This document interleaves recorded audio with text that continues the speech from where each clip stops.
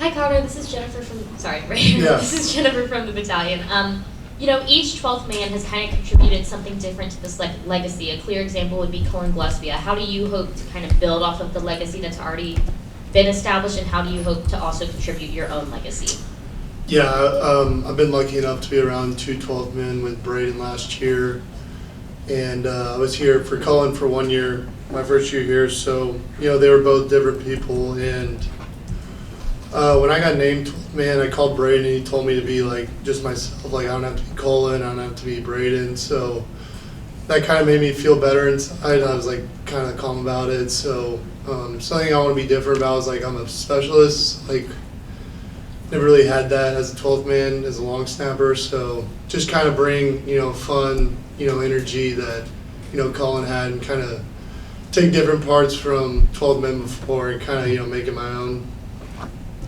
Okay, we'll go right in front to Brent Zorneman from the Chronicle. So at one point when you're a little kid, do you start snapping with the idea that, hey, might do this for a long time? What went through that as well? So I started snapping my sophomore year in high school, and I realized I wasn't going to play on varsity at anything else. Wasn't big enough, fast enough, or anything like that. So I went up to my head coach. I was like, hey, I just want to be long snapper. And his face was and he was like, that's all you want to do? I was like, yeah.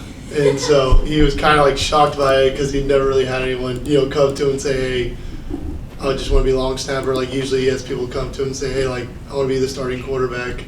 So I just said, hey, I just want to be long snapper. And so it kind of just took off from there. I realized that was my best chance to get on the field. So it wasn't a case where you were 5 years old and your parents said, okay, this is how you can do this? Because I've seen that before with snappers. It wasn't that at all. No. My parents just kind of realized that I would learn by myself, what the deal was going to be. I wasn't going to be a receiver or running back. So long snapper was my way. We'll stay in front, go to Travis Brown for the Eagle, and then Cole.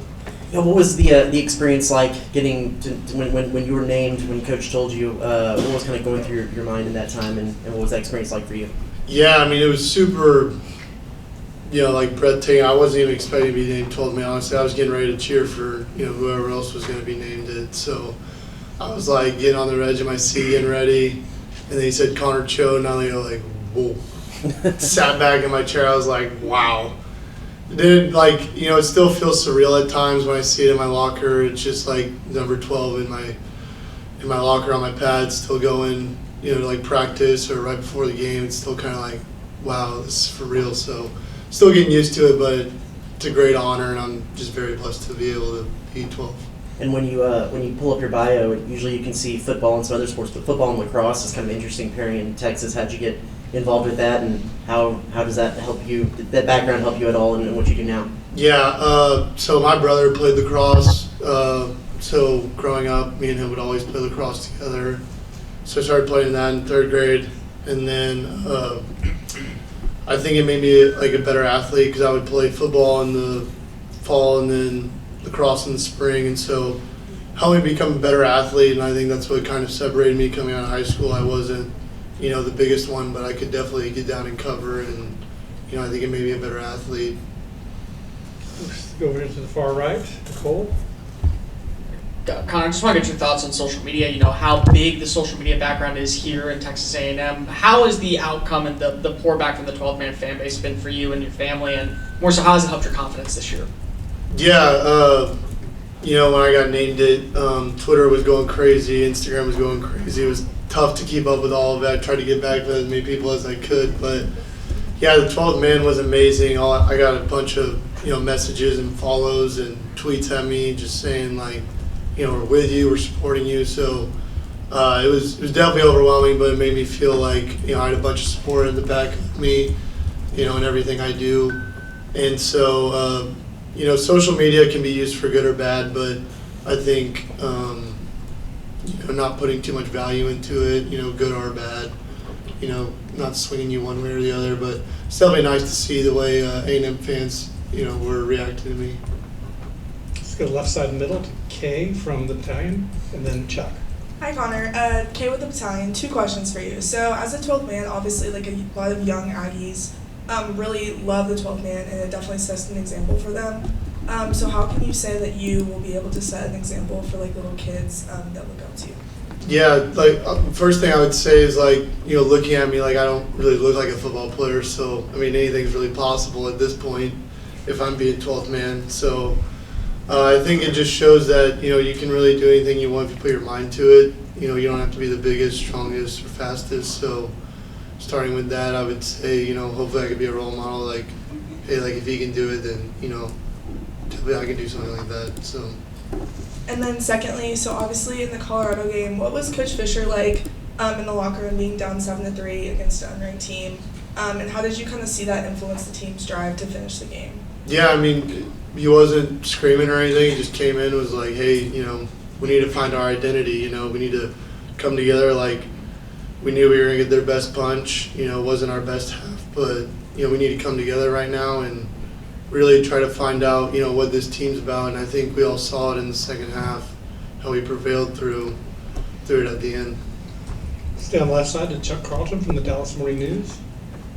In terms of being a deep snapper, I was just curious, is it just muscle memory and repetition, or is there more that goes into it than just those things? Yeah, it mainly, like, because you're doing the same motion every week. You know, you don't have to plan for, you know, different game plan or whatever. Like, you're going to have the same, you know, 14-yard snap for punts. You're going to have the same 7.5-yard snap for field goals. So I think you find a lot of comfort in that. You know, you don't have to worry about, you know, drawing up different plays to succeed. You know, you're doing the same thing, but at the same time, you know, you can get bored with that. So it's kind of just being comfortable in you know, the repetition and the muscle memory, and, you know, doing the perfect repetition for practice each time, which leads to success out there.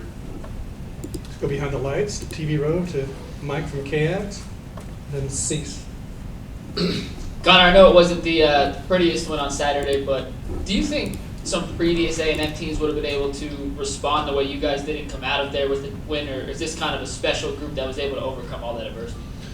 Yeah, I mean, I think it goes back to like the leadership and like the games that this team's been in, like going back to Florida and stuff, come behind, you know, and even in the Orange Bowl, you know, come from behind. So I think all those games have helped us, you know, get to this point where, you know, if we get behind in a game, you know, you know, the momentum swings in one way or the other.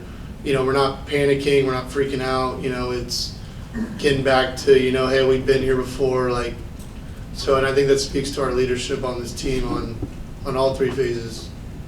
Let's go to your far left to Robert Cessna. So when's the last time you made a tackle, and talk to us about your tackling skills? Oh, man.